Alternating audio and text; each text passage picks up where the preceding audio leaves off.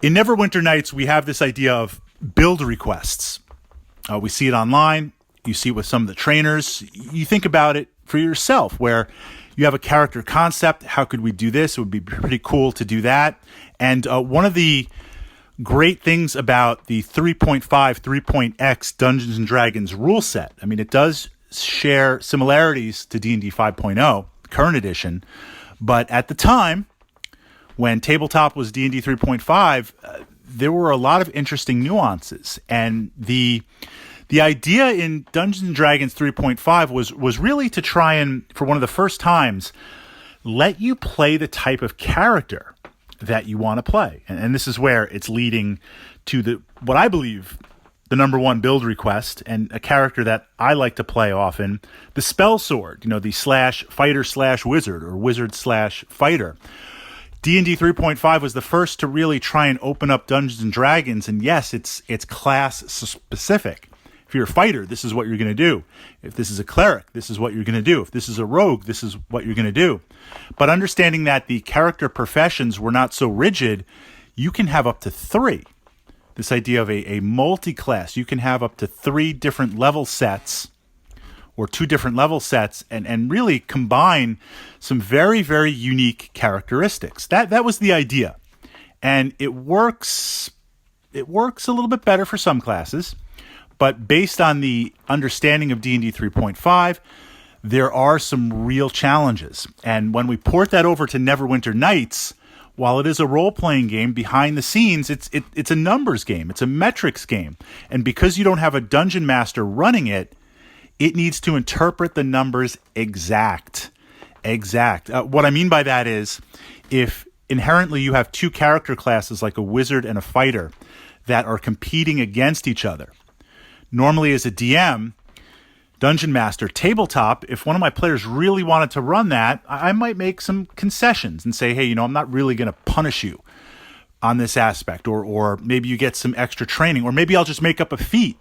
If you want to spend a level, I'll make up a custom feat, do some training, and now you can put those together. I mean, this is the back and forth we have with a role-playing game and as a Dungeon Master. Well, the DM, Neverwinter Nights, here are the rules. And it has to be that way. It's digital. It's a video game. So what we see when we combine a fighter and a wizard, you have 2 classes that are extremely hyper-focused. Meaning for a fighter, and the same could be said, say, for a barbarian, a fighter is about a massive, I am simplifying things a little bit, a massive pool of hit points and a massive pool of attacks, jacking your strength up, having lots and lots of attacks, dealing powerful, powerful blows. And if I don't kill you outright, I've got the staying power where it's like, look, can you go 8, 9, 10 rounds of me dealing 20, 30, 40 points of damage a turn? That's the ultimate pinnacle.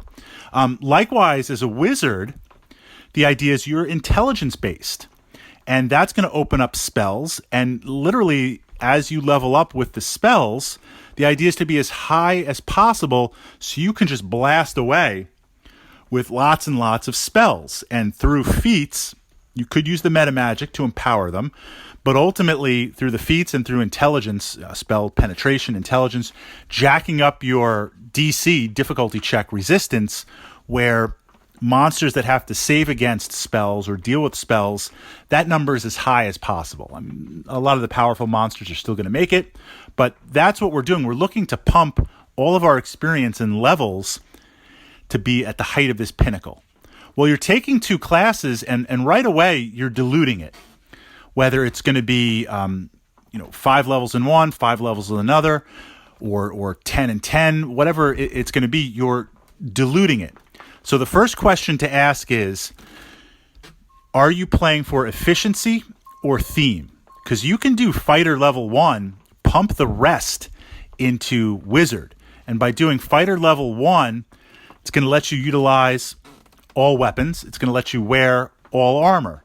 It's going to open up the initial fighter feats.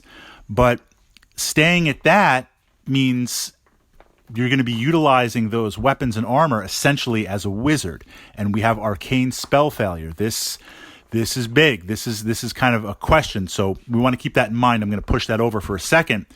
Likewise, if you now say, well, look, I'm going to develop my fighter levels equal to my wizard levels, you're not going to have, so if I'm fighter 5, wizard 5, I'm level 10. But as a 5th level fighter, I'm behind 5 levels. As a wizard, I'm behind 5 levels. Likewise, the stats are a little bit harder also because I want to pump my stats into strength. I want to be, 18, 19, 20 plus boosted by gear. But likewise, I need that in intelligence. It's essentially playing a character that has 2 primary stats. There are no dump stats. I could go with a fighter finesse and go with dexterity, and at least the dexterity will also help the armor class for the fighter and help the armor class for my wizard, the dual levels. But then I'm spending some feats to make it more finesse, and I don't have the weight carrying capacity that a full fighter has. So what you're going to see is, going in, you don't really have 2 spell classes that complement each other. You don't have the high volume of attacks. You don't have the maximum spell level. Now let's look at arcane spell failure. You could still wear robes. You could wear light armor. The question is, how high is your level of tolerance? I did play a wizard fighter with heavy armor. There are ways through crafting and some other things to bring that down, that level of spell failure down, but you're never going to eliminate it. And there's actually technically 2 levels of potential spell failure: combat casting and interruptions. So if I'm wearing medium armor or I'm wearing light armor, there's a chance my spell is going to fizzle. Then when enemy monsters close with me, if I get hit, even if I have a good armor class, you're going to get hit, especially at some of the more powerful monsters later in the game. I'm going to get hit. Now there's a chance for spell disruption, and I go to my combat casting and I go to my concentration check, and we roll off that DC, behind the scenes. So normally as a wizard, there's really only one possible chance to stop spells. If you're a fighter wizard, you've got to beat both. So it's not the most optimal character, but it is flavorful, and there are many ways to play the game. One of the reasons why I continue, even in the random dungeon, continue to play a wizard fighter, it's just kind of cool. And I'll use tactics to win, or I'll use positioning to win, as opposed to just raw power.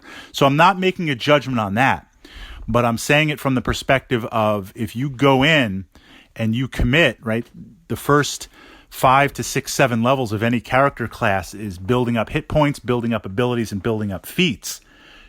I just wouldn't want us to get in to be, level 5 wizard, level 5 fighter, and you realize, this is not working out. It's just not, it's dead ending really, really fast. So we need to be aware of that. Ideally, armor, light armor, certain enchanted armors that bring it down. Then for me, I don't need the spell casting failure to be 0. I just need it to be, as low as possible. I'm willing to take that risk. So let's talk at spell selection. I think of, just as a reference, either to look or possibly if you're familiar with it, in D&D 3.5, the printed books, there was a prestige class called Hexblade. And the Hexblade was essentially a wizard/fighter that utilized charms and curses and area control, and then leveraged in the fighter classes. Casting fireballs and lightning bolts and magic missiles as a wizard fighter, you could do that, but that's not where the bang for the buck is, and that's not really combining it. Now, I will have a lightning bolt memorized, or I'll have some magic missiles memorized, either to throw something at range or just kind of have it just in case.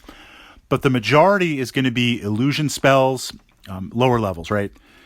Color spray, charm person, the various fog spells that are out there. They are great because essentially what they do is they allow you to do something that a fighter can't do. A fighter can only engage groups and one-on-one, and maybe you hit and you cleave and you move to the next, where a wizard can nullify a group, get the little circle going or charm them or stun them, but the wizard has problems then effectively immediately killing them very, very fast. If you're doing a wizard fighter, you can cast that control, you can cast that cloud, and then while they're stunned, while you're not a super fighter with the stats and the damage, you do have enough that you can cleave through and you can beat them. So that's kind of more the blend. And on the tactical level, the idea playing the game, again, using henchmen and having them move forward, but using a couple of long-range spells or maybe a crossbow to attack when you see enemies at a distance, switch to crowd control spells, then switch to dual weapons or sword and board. So a lot to consider playing the character class. And certainly if we're looking just pure power gaming, it's not even close. And it's just how D&D 3.5 comes together. But it can work, and it can be a very, very fun class to play. You just need to be really ready to implement it and adapt your play style to the mechanics, as opposed to just attacking everything with your two-handed sword and casting lightning bolt and fireball every turn. That's not really going to work because you just don't have the alpha for it.